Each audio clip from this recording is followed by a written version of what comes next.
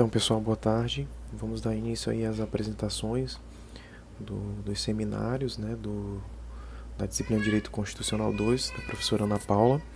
E o primeiro grupo, né, a Aleph e a Aline, nós ficamos responsáveis aí para trazer à turma as questões introdutórias da disciplina, né.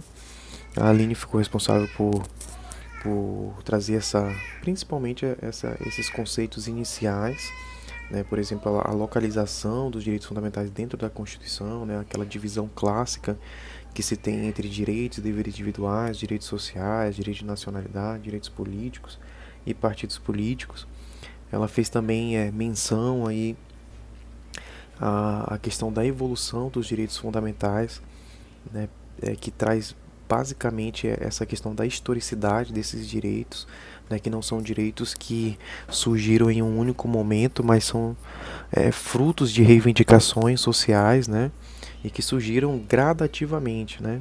Então diz aí nas gerações do direito, né, os autores conseguem chegar aí até a quinta geração, e foi abordado isso aí com os senhores, né. Foi falado também a questão da diferenciação importantíssima entre os direitos e garantias, né. Existe a distinção da questão dos direitos fundamentais e das garantias fundamentais, né. Foi abordado isso aí também, né. E lembrando também que as garantias, né, os autores dizem que as garantias fundamentais, elas são também uma espécie de direito. Nós temos direitos às garantias sobre os direitos fundamentais, né. E nesse sentido a gente pode até destacar os instrumentos, né, os remédios constitucionais que vêm justamente aí para garantir a questão desses direitos. Né, e feito toda essa abordagem inicial que ela fez, todos esses conceitos fundamentais, a gente parte para uma outra etapa do estudo, né, que é justamente a questão da aplicabilidade das normas definidoras de direitos e garantias fundamentais. E quando a gente fala de aplicabilidade dessas normas, a gente está tratando especificamente sobre a eficácia social, né? A gente sabe que existe, e essa é de fácil compreensão, pelo menos a princípio, né, que os direitos fundamentais, os direitos e garantias fundamentais, por estarem localizados no texto constitucional, eles possuem uma eficácia jurídica notável, né, que é justamente essa capacidade de influenciar as normas infraconstitucionais, né, então, sob pena de inconstitucionalidade. Então, uma lei, quando ela é editada, né, ela precisa, então, observar esses preceitos fundamentais, sob pena de declaração de inconstitucionalidade. Mas não é esse tipo de eficácia que eu quero tratar aqui na minha fala, né? A gente vai falar, na verdade, de eficácia social, né? Quando a gente fala de eficácia social, a gente está se referindo especificamente à capacidade que essas normas têm de produzir resultado, né, no mundo fático, né, no dia a dia, né? A questão até mesmo dos cidadãos, né, cobrar, reivindicar esses direitos, né? Até que ponto esses direitos eles são efetivos, né? Porque corre o risco, né, muitas vezes, de se criar normas que são apenas letras mortas, né? Ou seja, está lá a previsão, mas essa previsão ela não produz efeito no mundo real, né? No mundo prático, no mundo fático. Então essa é o tipo de eficácia que a gente vai abordar aqui, a eficácia social, que é justamente essa produção de efeito, né, no mundo fático. E uma questão interessante que os autores abordam aí sobre esse tema, né, e diz a Constituição no seu artigo 5º, parágrafo 1º, eu vou ler aqui até o principal inciso que trata sobre esse tema da aplicabilidade, que diz o seguinte: as normas definidoras dos direitos e garantias fundamentais têm aplicação imediata, né? Aí surge as questões, e esse é um tema tipo bem trabalhado na doutrina, na jurisprudência, né? Um tema, na verdade, de grande relevância, né, social, que é a questão de se abordar, né, o que seria essa aplicação imediata, o que o poder constituinte, né, o que ele pensou quando ele colocou que os direitos e normas definidoras de direitos fundamentais elas têm aplicação imediata. Né? Então, eles levantam até a questão, né, por exemplo, de conciliação entre essa previsão do artigo 5º parágrafo 1º, que diz que as normas definidoras de direitos fundamentais têm aplicação imediata, com a previsão, por exemplo, de uma garantia, que é o mandato de junção, que diz dessa forma, né, conceder-se-á mandato de junção sempre que a falta de norma regulamentadora torne inviável o exercício dos direitos e liberdades constitucionais e das prerrogativas inerentes à nacionalidade, soberania e cidadania. Ou seja, ao mesmo tempo em que se garante que esses direitos fundamentais têm aplicação imediata, o texto constitucional traz previsão, né, com relação ao mandato de junção, de que pode existir a possibilidade, né, de ausência de norma regulamentadora que torne efetivo direitos e garantias fundamentais, ou seja, normas e garantias fundamentais que dependam da edição de lei, né, que depende de regulamentação para serem efetivas. Né? Então, nesses casos em que existe esse tipo de dependência, né, e essa dependência, essa omissão do legislativo torna inviável essa aplicação imediata, existe um remédio constitucional, né, o mandado de junção, para se impetrar, a se exigir do legislador, né, que edite essa norma. Então, a gente já consegue aí observar, né, e os autores vão fazer essa distinção, que é muito importante a gente entender que existem realmente direitos e garantias individuais que não são aplicáveis de forma tão imediata assim, né? Que são, por exemplo, o exemplo clássico aí, os direitos de segunda dimensão, que são os direitos sociais, né? Que são espécies de direitos que demandam do poder constituinte, que demandam, na verdade, do aparelhamento estatal de ações ulteriores, né? Ou seja, existe a previsão constitucional, existe a garantia, né, daquele direito, ele é uma norma que define aí um direito fundamental, mas a sua implementação depende de medidas ulteriores do Estado. Né? O que torna muitas vezes, e quando a gente fala assim de medidas ulteriores que tornem efetiva essa prestação do Estado, a gente está falando de recurso público, né, de dinheiro. Existem algumas previsões constitucionais, notadamente os direitos aí de segunda dimensão, que para sua implementação dependem de recurso público, né, dependem de dinheiro. Né? Então, diferentemente, por exemplo, dos direitos de primeira dimensão, porque o que acontece? Nos direitos de primeira dimensão, os direitos que são aí comparados com o valor supremo de liberdade, a gente tem uma obrigação estatal no sentido de abstenção, né? São os direitos, os famosos direitos negativos, né? Que trazem a obrigação do Estado não de fazer alguma coisa, né? Mas de se abster de fazer alguma coisa, de interferir na esfera individual. Então, esse tipo de direito, né, diz aí, acho que é José Afonso da Silva, né, que eles sim possuem aplicabilidade imediata, mas alguns direitos sociais, né, ao contrário dos direitos de primeira dimensão, ou de segunda dimensão, eles não gozam, alguns deles, dessa aplicabilidade de forma imediata. Mas é interessante notar, então, que os autores tentam explicar o que significa essa aplicação imediata. Né? E diz o seguinte: significa que essas normas que possuem aplicação imediata são dotadas de todos os meios e elementos necessários à sua incidência aos fatos. Né? Significa que elas são aplicáveis até onde possam, até onde as instituições ofereçam condições para o seu atendimento. Né? Ou seja, o Estado ele não pode alegar que por não possuir os recursos, né, esse aparelhamento, ele não pode então aplicar esses direitos e garantias. Pelo contrário, né, e dentro das condições necessárias, dentro do aparelhamento que já existe dentro do Estado, dentro da estrutura que já está funcionando, ele tem que aplicar na medida do possível, né? onde as suas estruturas permitem, ele tem que tornar esses direitos, na medida do possível, efetivos, né? E outra coisa também que é um desdobramento dessa questão da aplicabilidade imediata, é que quando o Poder Judiciário ele é acionado, né, pelos cidadãos, quando eles têm alguns desses direitos ou reivindicam alguns desses direitos e garantias fundamentais, o Poder Judiciário ele é obrigado a se pronunciar, né, ele é obrigado a decidir. Né, e muitas vezes o Poder Judiciário vem suprindo essas omissões por parte do Poder Executivo. Né?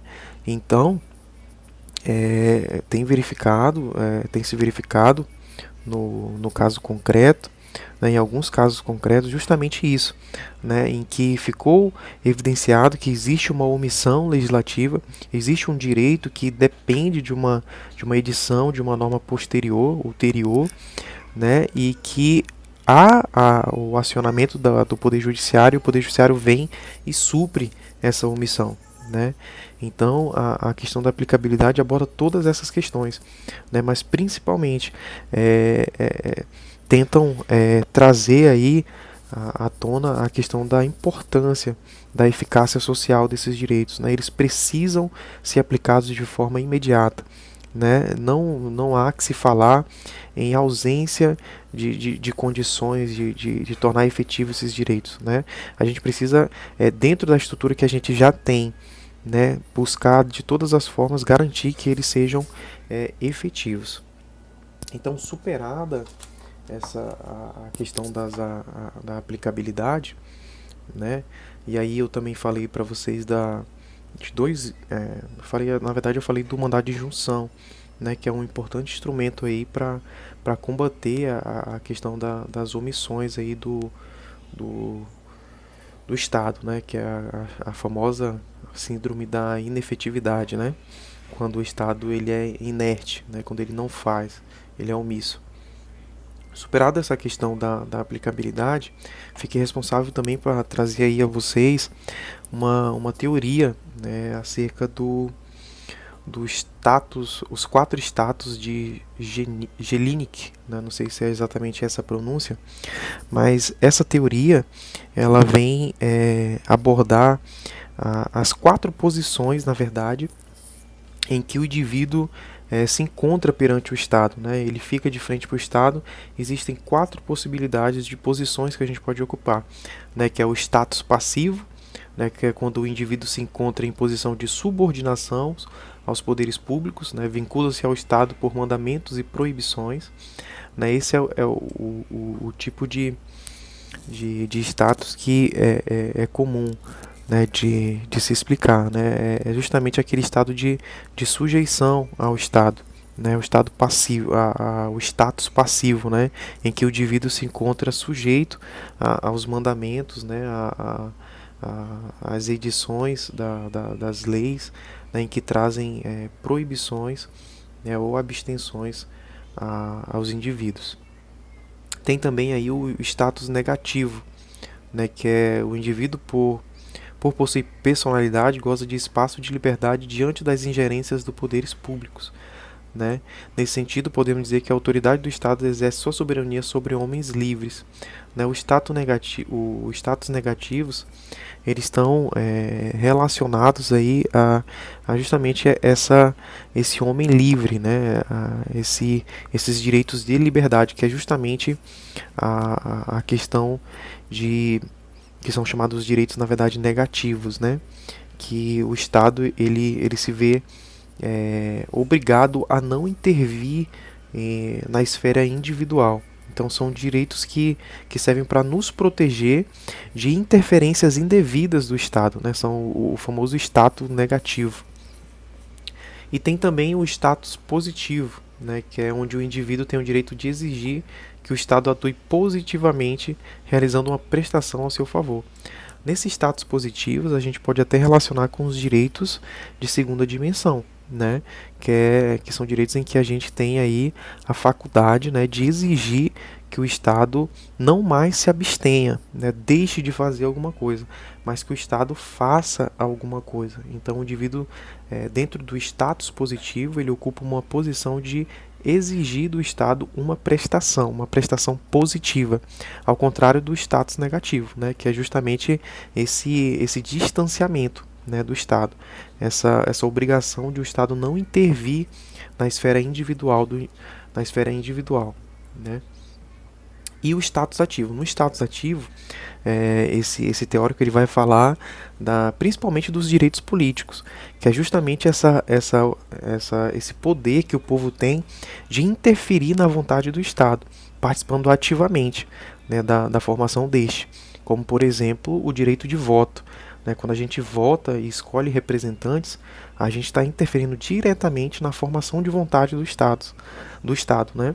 São esses representantes eleitos pelo voto que vão lá tomar as decisões do mais alto escalão do governo, né? Então a gente tem esse status perante o Estado também, esse status ativo, no sentido de interferir diretamente, né, pessoalmente, na questão da vontade do Estado. O exemplo aí é a questão do voto. Então, abordada aí essa questão da teoria, né, em que se destaca as quatro possibilidades de status do indivíduo perante o Estado, né? A gente vai falar também da questão da eficácia horizontal dos direitos fundamentais. E esse é um tema interessantíssimo, né? Interessantíssimo porque a eficácia vertical é geralmente o tipo de eficácia que a gente mais aborda, né? Que é quando o indivíduo está frente ao Estado, né, quando existe essa disparidade entre indivíduo e coletividade. Né?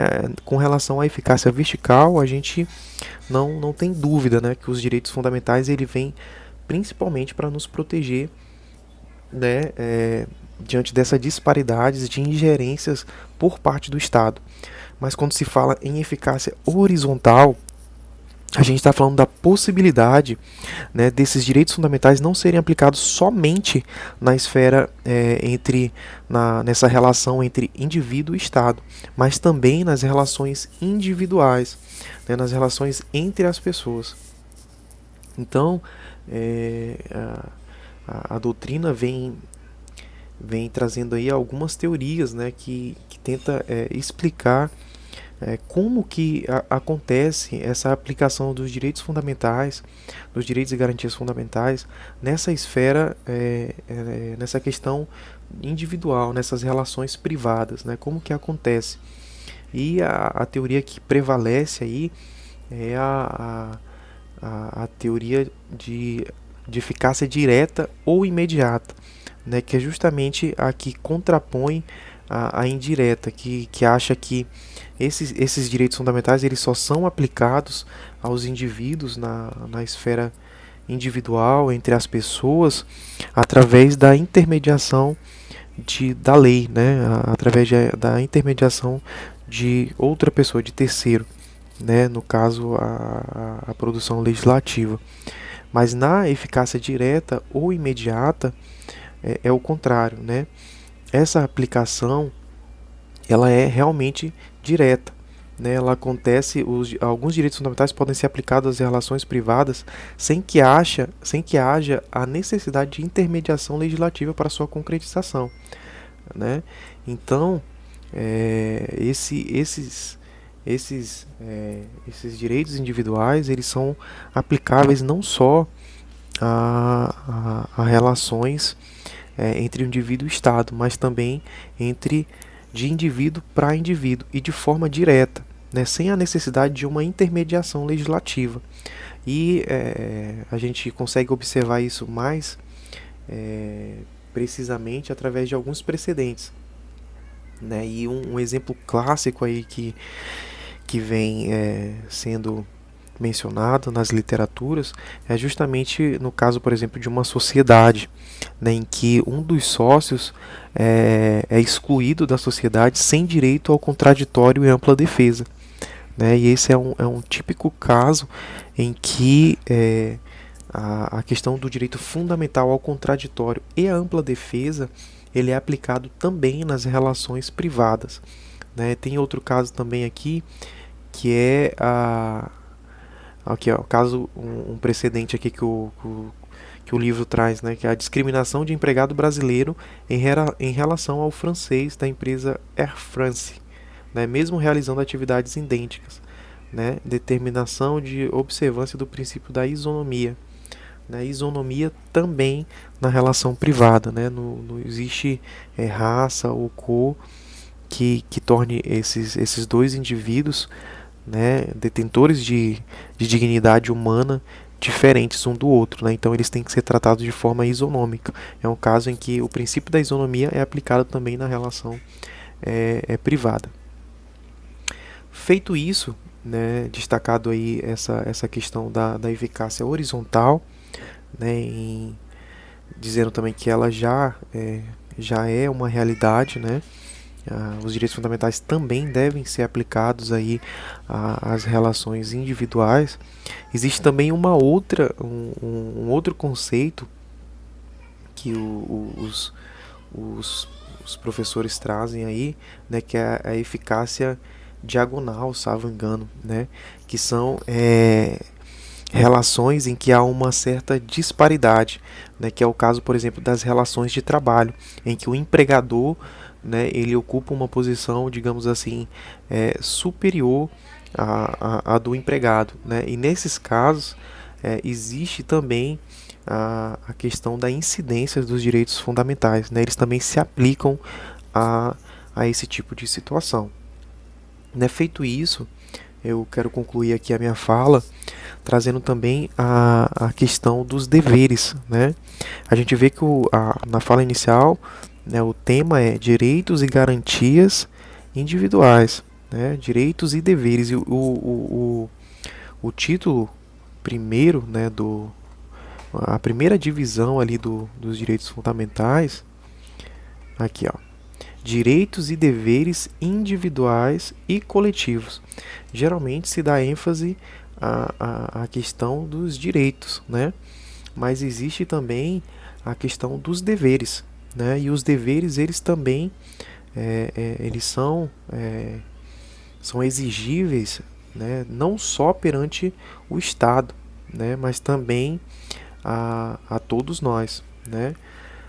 A gente é comum, por exemplo, e o livro traz isso, que para que um direito individual ele seja efetivo, ele precisa, na verdade, do cumprimento de uma obrigação de um outro indivíduo, né? Ou seja, o cumprimento de um dever por parte de outro indivíduo é capaz de garantir o exercício de um direito por outro indivíduo, né? Então aí ele destaca, por exemplo, com relação ao Estado, né, o dever de efetivação dos direitos fundamentais, né? Os direitos sociais, eles têm que ser garantidos frente ao Estado, né? Que é no caso o polo aí ativo, né? Que é o responsável por tornar essas prestações efetivas, né? Deveres específicos do Estado diante dos indivíduos, né? E tem também a questão dos deveres do cidadão e da sociedade. Como exemplo, os autores citam o dever de serviço militar, né, que é o serviço militar obrigatório. É uma espécie de dever, né, em que todo homem aí deve se submeter, né, e o dever de exercício do direito de forma solidária, levando em consideração o interesse da sociedade, né. E esse tipo de dever aí que ele está mencionando, ele traz um exemplo bem interessante, que é a questão da propriedade, né. A propriedade, ela não se limita somente à esfera individual.